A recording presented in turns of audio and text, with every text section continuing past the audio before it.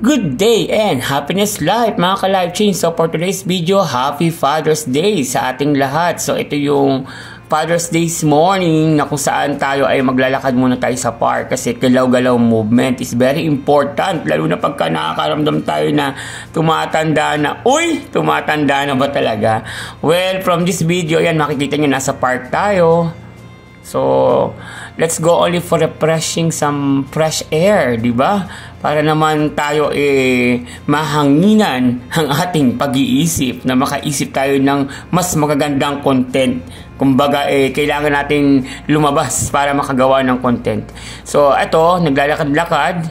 Nag-iisip-isip ko ano yung mga gagawin ko mamaya. Kasi parang gusto ko mag-swimming pero wala akong kasamahan. And medyo malayo din tayo sa area kasi kung mag-swimming ako, hindi ko pa alam kung saan location, kung sa Jubail ba or sa Damam tayo maliligo. So, from the meantime, enjoy muna natin yung kapaligiran na ito, masyadong greenery. Maganda ang puno sa Salam Park dito sa Jubail. So, I'm inviting my friends to meet me. Kung gusto nyo, ayan, nakikita nyo naman city yung area. Sa kabila maraming restaurant. Wala naman tayong sahod, wala tayong pera, kaya wala tayong pambili doon sa restaurant. So, tiis na lang tayo sa lakad-lakad. Diba? Diet muna for the meantime. So, ayan na. Tingnan nyo, marami ding tao.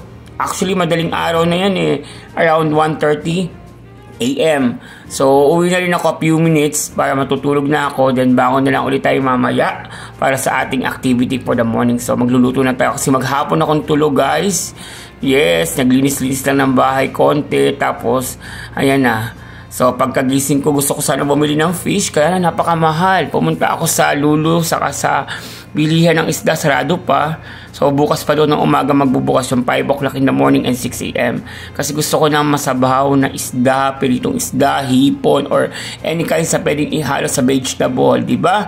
So, para naman gumanda lalo ang ating katawan, para maging healthy talaga tayo. Saka, alam niyo naman, we need to take care of ourselves. Dahil OFW tayo, walang mag-aalaga sa atin kundi ang ating sarili. Kaya mga ka-OFW, ingatan nyo palagi ang inyong kalakasan, kakain ng tama, kakain sa oras, kumain ng masustansya, huwag mag-aalinlangan pagbibili ng pagkain dahil tandaan nyo kayo ang nagtatrabaho. So, kailangan i-maintain nyo yung good health. Okay? So, lakad-lakad din kayo pag may time kahit dyan lang sa bahay nyo, sa kwarto ninyo, panikbaba sa hagdanan. At least nagkakaroon ng galaw-galaw movement. Galaw-galaw para iwas panaw. Diba sabi nga ganon? So, napahinto ako dito dahil gusto ko ipakita sa inyo ang kanilang camel. Talagang, ayan guys, Happy Father's Day to everyone! Ayan, Happy Father's Day to all my friends, to all my kakilala. Sa aking tatay Anding, Happy Father's Day. Sa aking mga titos, sa aking kapatid na si Dani, Happy Father's Day. Sa aking mga bayaw, kay Kenneth, kay Domingo. Ayan, sa aking mga kaibigan sa church, Happy Father's Day to all of you. Maraming salamat at tayo ay naging father dahil biniyayaan tayo ng anak ng Panginoon. Kaya naman, ingatan natin ang ating mga anak, make a provider for them, hayaan natin na patuloy tayong maglingkod sa ating pamilya at sa ating Panginoon.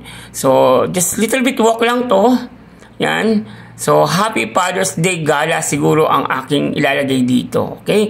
And beside, today is the starting of the holiday of Saudi Arabia. Eid al-Adha.